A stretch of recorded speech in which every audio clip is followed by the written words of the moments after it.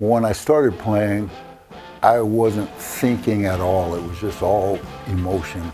Looking back, the thing that about the harmonica for me was almost like a direct bridge from your emotions to the sound that you put out.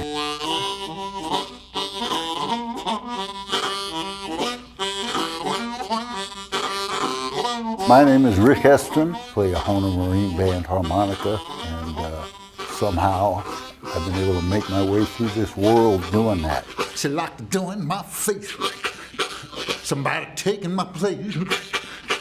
She like to do in my face, somebody taking my place. My older sister, she had a couple of Jimmy Reed's first two albums. So I had heard blues harmonica, and I had that sound in my head.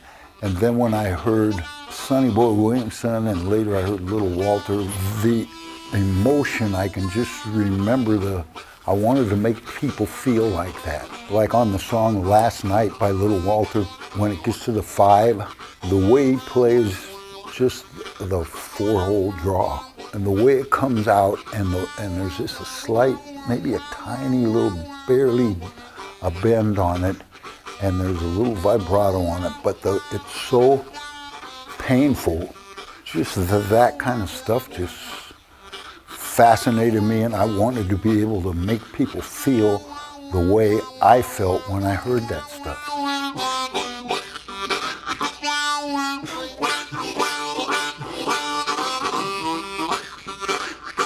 I ain't gonna write, ain't gonna call on the phone.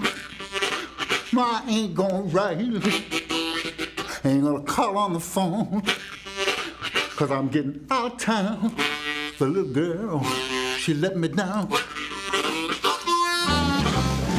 I first started playing the harmonica, I think I was 15, and it was a little bit after my father had died, and I was pretty lost and getting in trouble and all that kind of stuff, misbehaving. And there was this band that lived down the street, and they all were living in this one house. They were kind of like a imitation British invasion band, you know. And I was younger than they were, but I would go down there and I would hang out at their house, and they'd smoke weed and stuff like that. And at the time, I loved to sing, you know.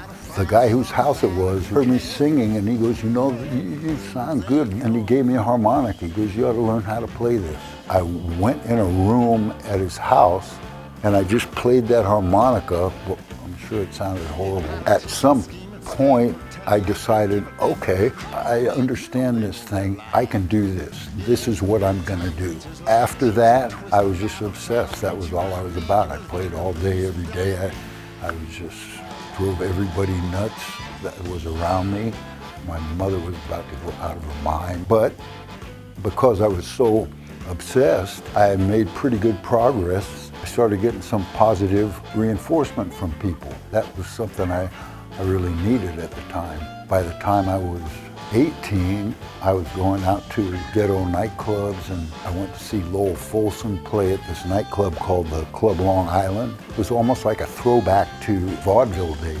They had a house band who play for dancers. The MC would come up and introduce the first act, who would be some kind of novelty act. Like first night when I was there, it was a guy named Iron Jaw Wilson who would like pick up a chair by one leg in his teeth and pick up a table in his teeth. Then he'd have, you know, all that stuff hooked together, and, you know, for a big crescendo.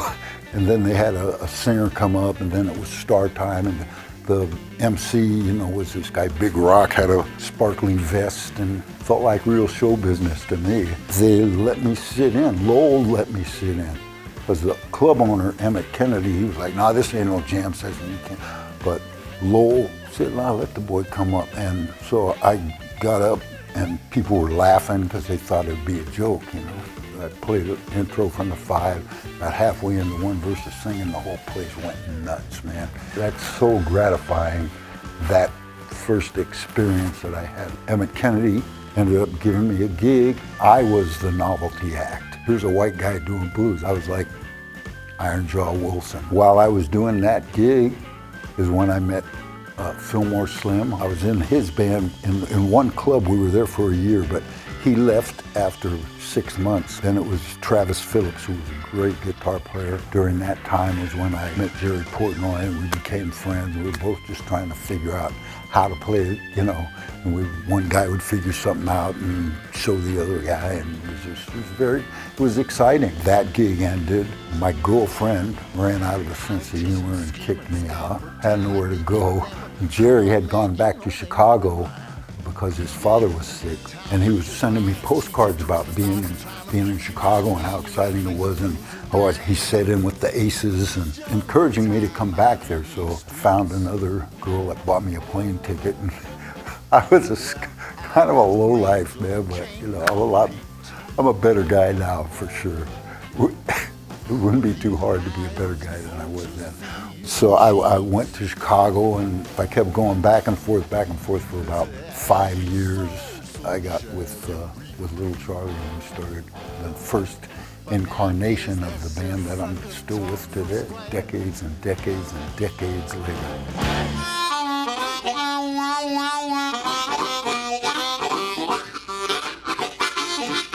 So when I was a kid growing up in San Francisco and I just started to play, you could go out and see these different blues acts that would come through. Bill Graham's Fillmore Auditorium and the Avalon Ballroom. And seeing James Cotton back then was kind of life-altering, really, because it was so powerful. He would come out of the dressing room running and do somersaults, man, jump on the stage, and just the biggest, most powerful sound. And he had that vocal thing that I was talking about, the way it's like a human voice, just conveys that emotion in such a direct way. He had that in spades, man. He had that emotional thing. He would get a little ahead of the beat to convey like urgency, like, you know, you better listen to this, or be real cool and be a little bit behind, you know. He just had a concept that just made an impression like crazy. I can remember this one time when I was living in Chicago and I was in a band, Sam Lay's band. We had a regular Wednesday night gig at one club, and that same month, Cotton was at Pepper's every Wednesday with a band called Scotty and the Rib Tips. The club where I was playing had a 2 o'clock license, and the club where he was playing had a 4 o'clock license. So I would get a cab and jet over there as fast as I could. He had this cute little girlfriend at the time that I saw him with every week. And then this one week I went in there, and she was there with another dude, man. And there was this big, tall, good-looking guy, you know, and they were out there on the dance floor grinding out, and, you know, and Cotton's up there singing, and he was singing this Bobby Bland song, "It's Your World and Everything in It Belongs to You," you know. His playing that night was just, it was, in the traditional sense, awesome. He was over at the waitress station on the break, and he just looked at me and goes, "Man, I got the blues tonight," you know. I'm a sucker for that kind of stuff. There are many different kinds of diatonic harmonicas, and they've come out with even way more since in the time I've been playing. But Marine Band has always been the main one, going way back. This is what, to me, the people that were the greatest, the Little Walter, you know, Big Walter, Rice Miller, this is what they played, you know. And if it was good enough for them, it's sure good enough for me. And I have tried other harmonicas. I remember a long time ago I tried something they used to make called a Navy Band. It was kind of cool. It had a plastic comb and it didn't swell up and all that. I started playing wood harmonicas, so I cultivated dry playing. I didn't slobber in the harps, which is what makes the wood swell up anyway. A plastic comb, to me, has a brighter sound, and some people are looking for that. For me, I like the wood, warmer sound. Part of it is just habit. I'm just so used to playing these things. The other thing is, you believe this? They put my picture on the packaging, man. I mean, I never could have envisioned that, man. That just made me feel so great, and I just wish my mom could see it, you know, because I drove her nuts trying to learn how to play this thing. So one time I was in Chicago, I ended up with this guy who claimed he was Junior Wells' brother. Could have passed for his brother, but Junior didn't have a brother. But this guy was taking me around everywhere because like, oh look, I found this white guy that could play, you know. We went to Pepper's Lounge, the original Pepper's. Cotton's band was playing. Pepper's had a real long, shallow bandstand. It was Cotton, Big Walter, Carrie Bell, Charlie Musselwhite Jr., and then this guy that's brought me there is going, come on, you get up, you get up. So I got up there with him, and I was like, I don't know, 20. We were just passing one B-flat harp up and down the line. It was just so cool. I thought I did okay, and I know I did okay. I didn't embarrass myself or anything, you know. That night, Junior, for some reason, man, he just was feeling it, man. And then the way it ended was Big Walter wouldn't give the harp back to anybody. He just kept playing and playing and playing. So they just threw up their hands and ended the song. But that was a cool. I'm blessed to have, you know, been there, been present for that. You know. For me, the harmonica is maybe the most personal expression outside of singing.